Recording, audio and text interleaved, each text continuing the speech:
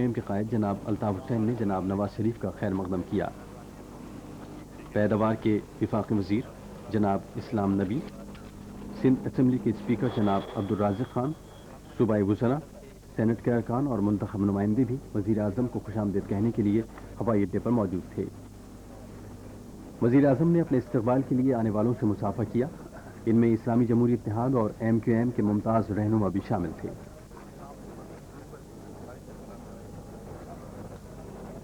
نے کھڑے ہو کر پرزور تالیوں کی گونج میں ان کا استقبال کیا۔ سندھ کے وزیر اعلیٰ جام صادق علی اور ایم کیو ایم کے قائد جناب الطاف حسین بھی وزیر اعظم کے ہمراہ تھے۔ کراچی کے علاوہ سندھ کے دوسرے علاقوں کے عوام اور پنجاب، سرحد اور بلوچستان کے وفود نے بھی جلسے میں شرکت کی۔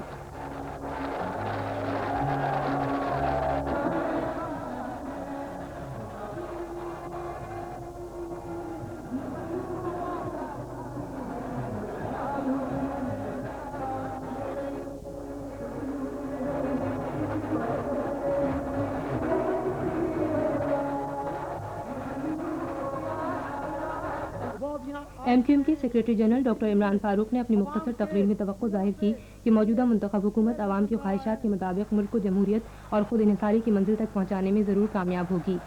ایم کیو ایم کے چیئرمین جناب عظیم احمد طارق نے کہا کہ موجودہ حکومت اپنے منشور کے مطابق عوام سے کیے گئے وعدوں پر پورا اترے گی۔ انہوں نے ملک کی ترقی اور خوشحالی کی کوششوں میں بھرپور تعاون کا یقین دلایا۔ سندھ کے وزیر اعلیٰ جام صادق علی نے کہا کہ صوبے میں چوری، ڈاکے اور اغوا کی وارداتوں کے ذریعے سیاسی مخالفین حکومت کی راہ میں رکاوٹیں ڈالنے کی کوششوں میں مصروف ہیں۔ انہوں نے کہا کہ صوبائی حکومت عوام کے تعاون سے ان ہتھ کنڈوں کو ناکام بنا دے گی۔ اس سلسلے میں وفاقی حکومت نے بھرپور تعاون کا جو یقین دلایا ہے، وزیر اعلیٰ نے اس کے لیے جناب نواز شریف کا شکریہ ادا کیا۔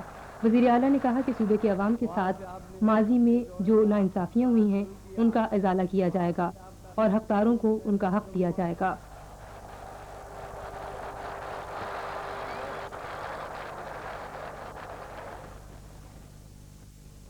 ایم کیو ایم کے قائد جناب الطاف حسین نے اپنی تقریر میں کہا کہ صوبے کے عوام، خواہ ان کا تعلق کسی بھی علاقے سے ہو، یکساں حقوق کے حامل ہیں اور حکومت کا یہ فرض ہے کہ ان کے جائز مسائل کا فوری حل مہیا کرے۔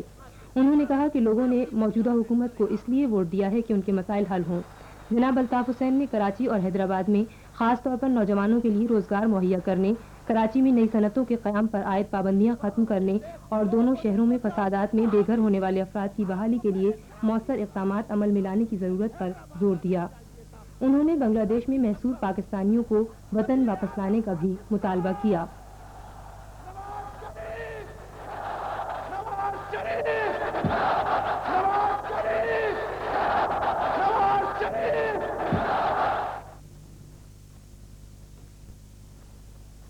وزیر اعظم کو قرآن مجید کا نسخہ پیش کیا گیا۔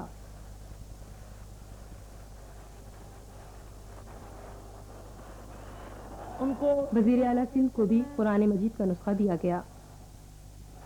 وزیر اعظم جناب نواز شریف نے اپنے خطاب میں کہا کہ سابقہ حکومت کے 20 ماہ کے دور میں گھٹن کی جو فضا پیدا ہوئی تھی وہ اب ختم ہو چکی ہے اور لوگ آزاد ماحول میں سانس لے رہے ہیں۔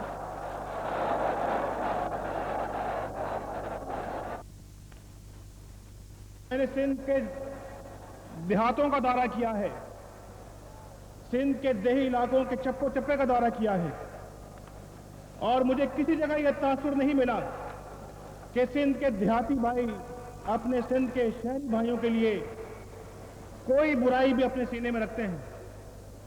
وہ ایک دوسرے کے ساتھ محبت کے ساتھ رہنا چاہتے ہیں، اور میں آپ کو بھی ان کا پیغام محبت دینے آیا ہوں، اور میں سمجھتا ہوں کہ پاکستان کی بقا بھی اسی میں ہے کہ تمام سندھی ایک دوسرے کے ساتھ محبت اور پیار کے ساتھ زندگی بسر کریں۔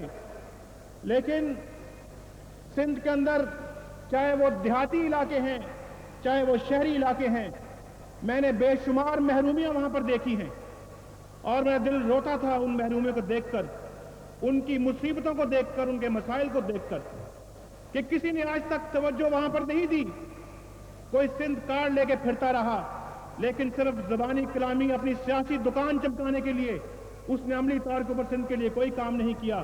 لیکن آج میرے دوستوں، میری بہنوں، ہم نے 10 अरब रुपए से सिंध के लिए दोबारा तामीर का काम शुरू किया है, और वो देहाती इलाकों के लिए भी है और शहरी इलाकों के लिए भी है। और हम ये दयानतदारी के साथ महसूस करते हैं कि सिंध के साथ माजी के अंदर की गई ज्यादती का इस्तराफी करने का वक्त है, और उसी के पेश नजर हमने कहा कि हम अपना पेट काट कर भी हम सिंध को ज्यादा देंगे ताकि उसकी महरूमी को पूरा किया जा सके।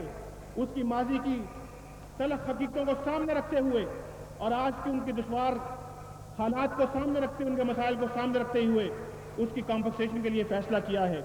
मुझे यकीन है इंशाअल्लाह कि सिंध की किस्मत बदल जाएगी। उसके साथ साथ यहां पर डाकाजनी, अगवा, चोरी, डकैती और कत्ल जैसे जराइम, उनका मुहासबा करने के लिए हमने ये कहा है, ये फैसला किया, और आते साथ ही फैसला किया है कि आइंदा जिस किसी को अगवा किया जाएगा, अगवा करने वाले को सरेआम फांसी दी जाएगी।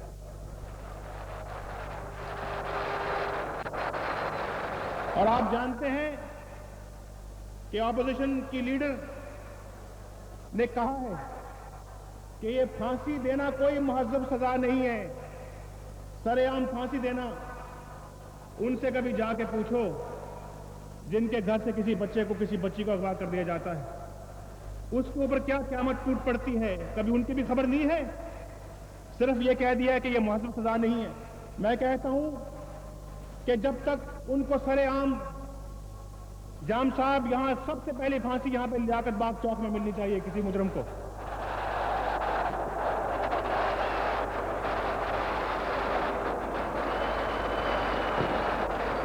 और 5-10 ऐसे लोग फांसी पे तख्ते पे चढ़ गए तो खुदा के फजलो करम से यहां से अगवा भी बंद हो जाएंगे, डकैतियां भी बंद हो जाएंगी, चोरियां भी बंद हो जाएंगी, सबकी इज्जत महफूज रहेगी।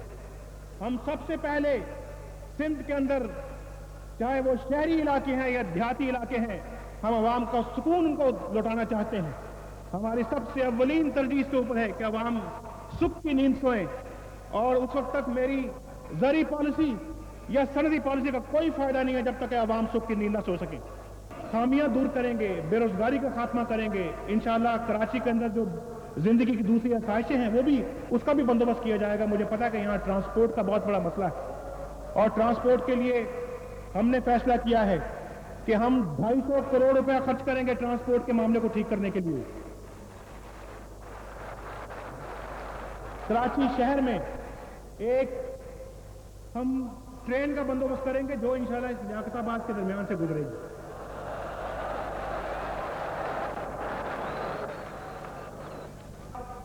यहां पीने के पानी की बड़ी किल्लत है। हम इंशाअल्लाह खुदा के फजलो करम से यहां पर एक स्कीम शुरू कर रहे हैं, मैं उसका ऐलान कर रहा हूं, पानी के पीने की स्कीम, जिसके ऊपर 450 करोड़ रुपया खर्च किया जाएगा। जिस इमदाद का ऐलान किया है उससे सिंध के लोगों की लाजमी ज़रूरियात पूरी करने में मदद मिलेगी। जनाब नवाज शरीफ ने कहा कि हुकूमत सूबे सिंध की सूरत हाल के तमाम पहलुओं का जायजा ले रही है, और उसकी कोशिशों का बुनियादी मकसद ये है कि कानून शिकन अनासिर को उनके असर और रसूख का लिहाज किए बगैर पकड़ा जाए और सूबे में अमन और सलामती की फ़ज़ा पैदा की जाए। उन्होंने सिंध में अमन सुकून की बहाली से मुताल्लिक़ हुकूमत के इक़दामात पर तबादले ख्याल किया। वज़ीर आज़म ने पायदार अमन की बहाली की अहमियत पर जोर दिया ताकि तरक्की की रफ्तार तेज़ करने और तेज़ी से नई सनतें लगाने के लिए 10 अरब रुपए की जो इमदाद दी गई है उससे पूरा फ़ायदा उठाया जा सके। उनको की सूरत हाल बेहतर बनाने और अमन सुकून की फ़ज़ा पैदा करने के लिए सख्त इक़दामात कर रही है ताकि इक़्तिसादी सरगर्मियों को फ़रोग़ दिया जा सके।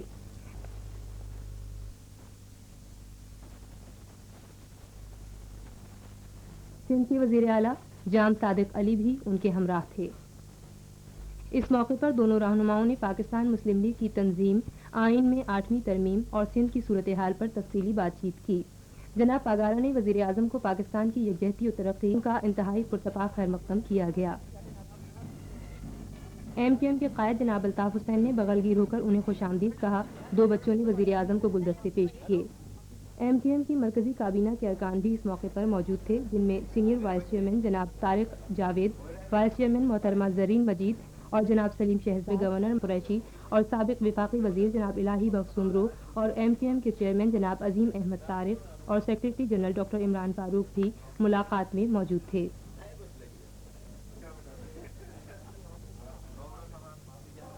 اسمبلی کے ارکان، کراچی کے میئر جناب فاروق ستار اور کراچی کی چاروں علاقائی بلدیاتی کمیٹیوں کے چیئرمینوں نے ملاقات کی۔ ملاقات میں سندھ کے وزیر اعلیٰ جناب صادق علی، وفاقی وزراء جناب سرتاج عزیز اور چودھری شجاعت حسین کے علاوہ جناب الطاف حسین، جناب عظیم احمد طارق اور ڈاکٹر عمران فاروق بھی موجود تھے۔